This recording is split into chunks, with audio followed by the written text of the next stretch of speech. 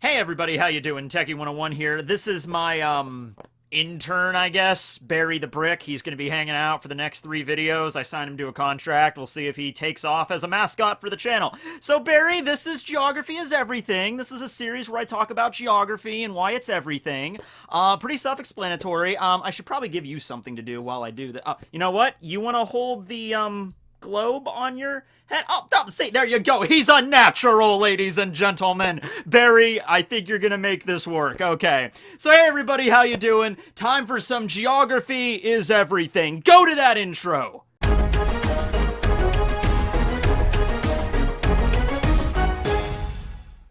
Okay, so today's video is going to be on Little Feet. Oh, wait, no, that's a stand name from Golden Wind. Little Garden. All right, so Little Garden is the second island the Straw Hats arrive at on their Grand Line voyage, so we're still pretty early on in the One Piece story at this point. It's an island filled with dinosaurs.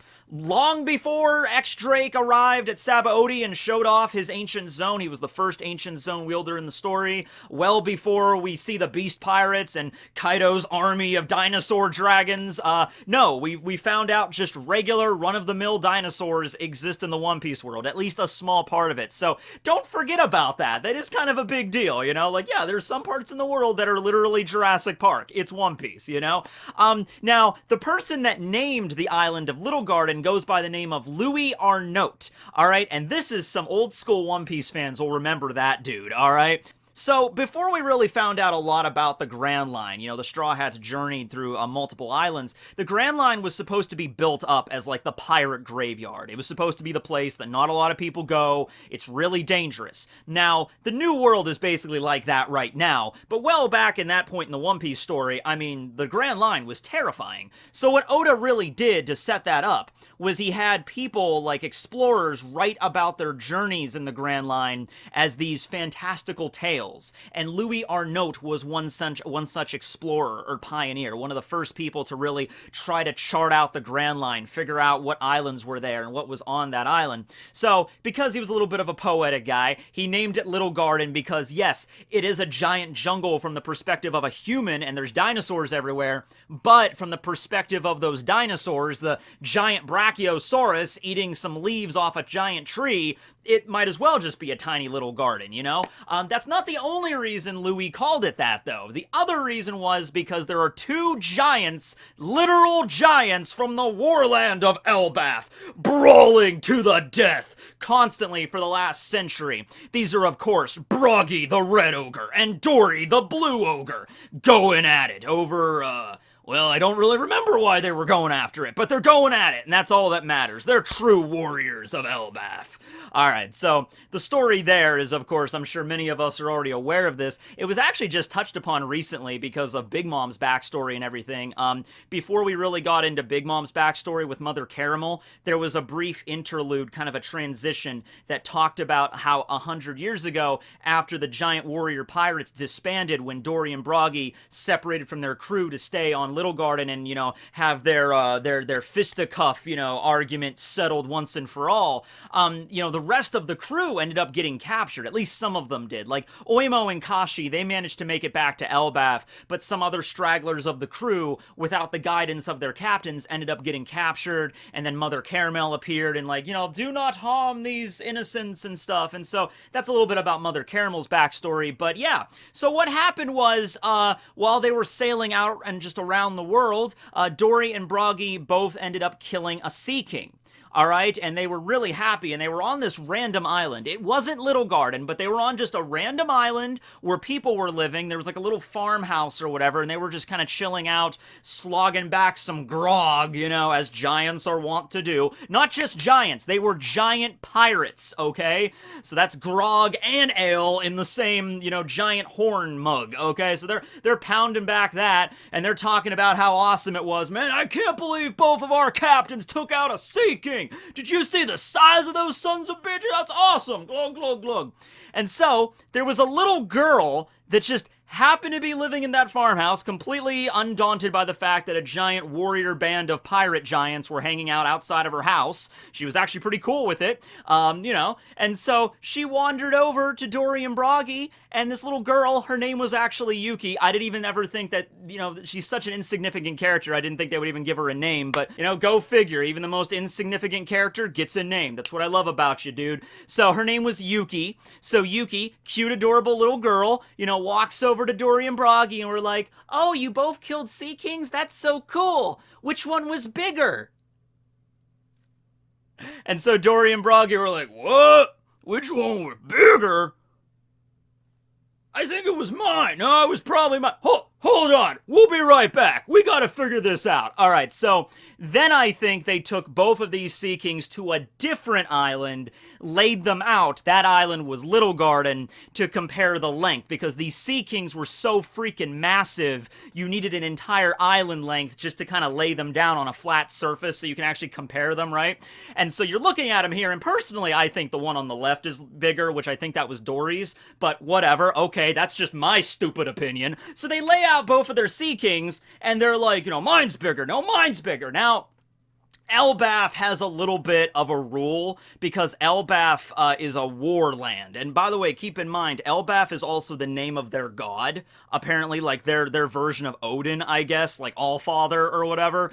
So they fight to please Elbaf, all right? It's a warrior culture. So whenever you have a disagreement, even something as trivial as who killed the larger Sea King, you gotta settle this as warriors. Meaning, what you do is, in Elbafian culture, you select an island that's not Elbaf, that's, out of their homeland, find an island, both of the giants that have a disagreement will go on said island, and they will fight to the death. And then only the winner is permitted to journey back toward Elbaf, back to their homeland, arriving victorious. I did it, ladies and gentlemen! I slain my best friend to prove that I'm the better warrior. Kind of sounds messed up, but that's Elbafian culture, okay? Now, also, keep in mind, the battle to the death thing, that might be a little bit, you can do that, but it's really more just to keep up appearances. It's more about, just the fact that you were willing to fight to the death proves you're true warriors. And the reason I say this is because during Big Mom's flashback, which was 63 years ago, so this was almost 40 years that the Dorry and Broggy had been brawling on Little Garden, we're on Elbaf with Big Mom and everybody, and Oimo and Kashi are there. And Oimo and Kashi are kind of talking about their previous bosses, and they're like, man, it's been almost 40 years and they're still not back yet? Man, that must be one hell of a fight. Yeah, tell you what, we'll give them another decade, and if they're not back then, we'll go and get them. Keep in mind, giants' lifespans are 3 times the length of humans, okay? And if you want to base this in the One Piece world, when humans can live upwards of 140, look at Dr. Kureha, then you're talking giants could easily live over 400. Even if you want to look at it just a base, you want to say humans could live around 100 years, because granted, Kureha was 141, but we haven't really seen anybody else really even approaching that age. Even people that are really strong, like Rayleigh and Garp, are only in their 70s. We saw a few characters like Haradis and Stroizen that are in their 90s, so let's say just 100 times 3,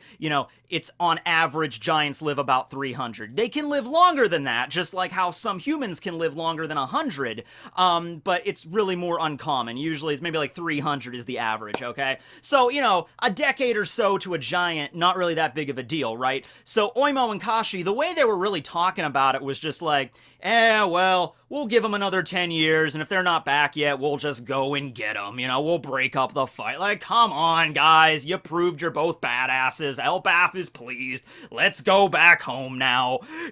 At that point, they probably already forgotten, why they were fighting to begin with, because when the Straw Hats meet up with Dorry and Broggy in the present storyline, or 2 years ago, before the time skip, they had completely forgotten why they were fighting. It was just a normal thing for them. That was a daily thing. That was their routine.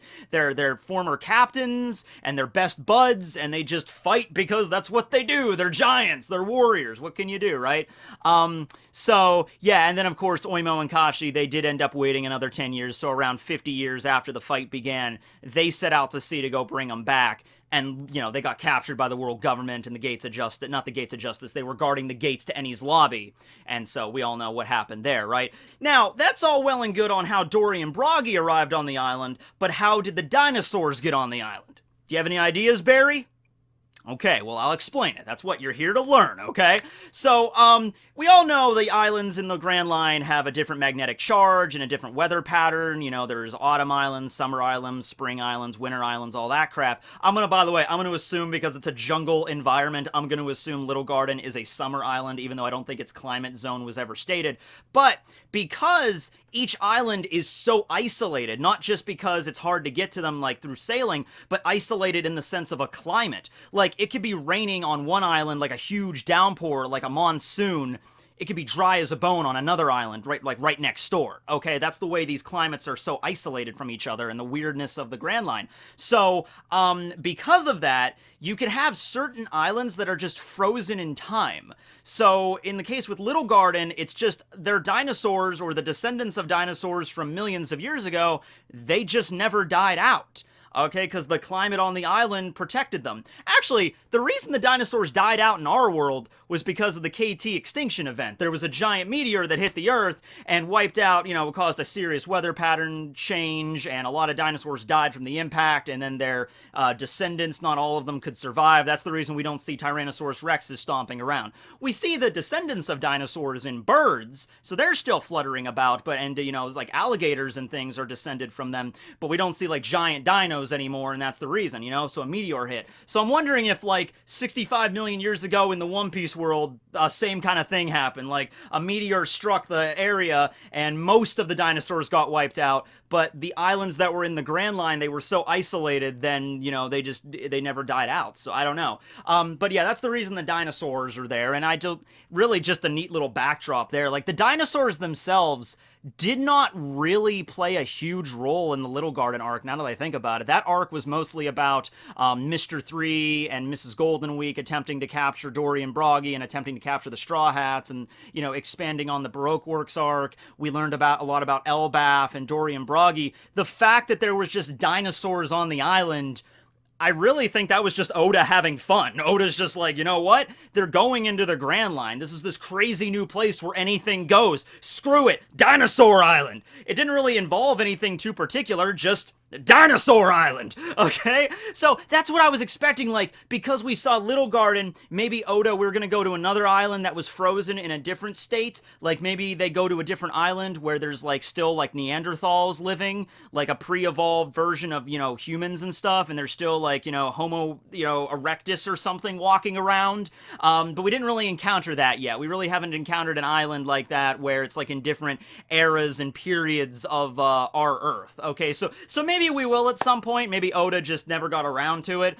A lot of the other islands we've encountered afterwards, I mean, some are a little wonky, but most of them are fairly normal. Like, Little Garden, that's crazy. Island filled with dinosaurs and stuff. Oh, and by the way, those two mountains, yeah, they're the Sea Kings that Dorry and Broggy killed, except after a century, obviously, all their flesh has rotted away, and it's just their skeletons, but they're so huge, they're so big, they look like mountains. Okay? So that's the case there. Also, there's a volcano on the island, I think it's called Middle Mountain, and every single hour this thing erupts. Not a huge eruption that, like, causes lava to, you know, fall on the island every single hour, but every hour there's a little bit of a boom, and so they use that as basically a timer to start and end their brawls. So they wake up at 8 o'clock, the volcano erupts, they pick up their sword and their axe, and they clash, and then an hour later the volcano erupts, and they're like, alright, Dorry, well, that was a good morning workout, let's go get breakfast. And so they go get breakfast, and they eat, and they're like, you know, they go back to their respective camps, and then an hour later the volcano erupts again, they're like, alright, back to it.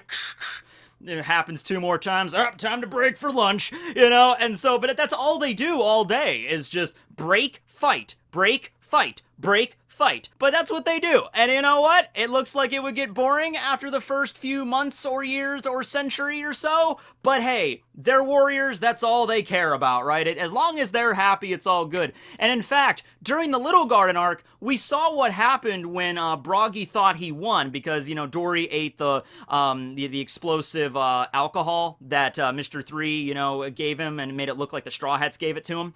And so Broggy, you know, knocked him down. He didn't kill Dorry, but he just knocked him out because he was already injured from the exploding alcohol. And so Broggy was very, very upset by that. He was crying, and it was something like 70,400 something fights they had. Like, they counted, like, better than Senku from Dr. Stone. They kept track of every single fight they had. Maybe they were just really good at math. Just because they were warriors and giants and pirates doesn't mean they're stupid. Maybe they're like, all right, Dorry, okay, so, you know, it erupts this many times a day, okay, and so we fight, and we have to have time for sleeping, so that's like, what, I don't know, like 8 brawls a day, and then, you know, 8 times 7, and then gives us 56 every week, and then they added it up, and they multiplied it out, and they figured out, okay, we've fought 70,000 something times up until now. But Broggy was very upset, he was crying, he's just like, my friend, I finally win. Oh, and by the way, even though they forgot about the exact reason why they're fighting, that's not really the point. The point is, like, they're true warriors. But the thing that they're actually fighting for is that there's a single eternal pose to Elbaf, which is their homeland. And so when they defeat the other person, if they defeat the other person, the winner takes that pose. And I mean, their boat is long gone, so I don't even really know how they would do that. I for one think that they're never really gonna finish their fight. Like, I think, like, the series is going to end, and the Straw Hats could be, like, elderly, and the Dorry and Broggy would still be on that island going after it. When the Straw Hats left Little Garden, they broke their weapons using that ultimate Elbaf technique, the spear, in order to destroy the giant goldfish. So now they're just brawling with their fists. You know, they're just going at it, but they're still there. So yeah, I don't know if they're ever going to finish their brawl. Like, I'll tell you what, like, if they're ever going to finish their brawl, Oda better go back there and actually just show it. You know, I don't think they will, but let's say something happens. Let's say something happens in the One Piece world where the giants, like Dorry and Broggy, need to return to Elbaf at some point. Maybe they need to be there when the Straw Hats arrive at Elbaf, okay? So it's like, Oda's like, okay, well, I have to have Dorry and Broggy finish their fight, so I would want Oda to go back and not just do it in, like, a cover page or anything. I would want Oda to go back and give us, like, at least, like, a full chapter of, like, okay, here is the final brawl, like the final clash between the red and blue ogres or something like that. And we see them go after it and whatever. And one of them gets finally defeated, or they just realize, like, you know what, I think it's time we finally get going, or something like that. And they head back to Elbaf so the Straw Hats can meet them when they get to Elbaf. But even so, I mean, they could still fight the rest of the story, and I'd be fine with that too, right? Now, what else about the island? Oh, there was that wax house that Mr. 3 built, Galdino, when he was there to kind of have his base of operations. And as far as we know, it's still there. After Mr. 3 was defeated, Miss Valentine, Mr. 5, and Miss Golden Week lived on Little Garden, kind of stuck there, because Mr. 3 apparently just took his boat and left, you know, so he just left them there on that island. Yeah, eventually Miss Golden Week uses her colors trap to convince a pterodactyl to help them escape the island, and the wax house, though, it should still be there. Oddly enough, we find out the weakness of Mr. 3's wax powers, how even though his wax is, like, as durable as, like, iron, you know, it's still wax, so it could still melt if it's hot enough out. We saw this during Impel Down, but it's a humid, hot, steamy middle of the jungle, and yet the wax isn't melting. It still stayed pretty durable, so I guess it has to be, like, really hot heat in order for it to melt. So there's something I guess we found out about Mr. 3's abilities. But other than that, other than the geography of the island, I think that's pretty much everything we discussed. The Louis R. Note guy, it was stated that because it takes an entire year for the log pose to reset, most people die before they actually get off of Little Garden, and that's the way Dorry and Broggy explained it, because Dorry and Broggy, they've probably seen a lot of just foolhardy adventurers land on the island, and Dorry and Broggy, they're nice by nature. I mean, if you attack them first, they're gonna fight back. He's like, you don't freaking, you know, oh no, a giant, attack it! He's like, don't interrupt our duel! Freaking ants, you know. But if you're not gonna attack them, if you're just gonna discuss things with them and like, hey, how you doing, Mr. Giant? I'm like, oh, friends, welcome, have some grog, you know, whatever, you know. But then there's dinosaurs and stuff, so that also causes some people to get kind of offed before the whole year passes. However, Dorry did mention at one point there was at least one human being that decided just to leave the island before the log pose reset. And, you know, you can do that if you want, except you won't know where you're going next, okay? And you're kind of lost in terms of navigation. It's very likely that that one one person that left, and, you know, Dorry and Broggy, they have no idea what happened to him. That was probably Louis R. Note. That was probably the author of Bragman. Bragman was the book that he wrote that talked about not just Little Garden, but also a bunch of different islands on the Grand Line, and very much like the Nolan the Liar, it was built up to be just a collection of lies. You know, it's like, oh, these weirdos talking about islands filled with dinosaurs and giants, islands that are, floating in the sky. What's up with this? That's a bunch of weird crap right there. Like, the titles of their books are Nolan the Liar and Bragman.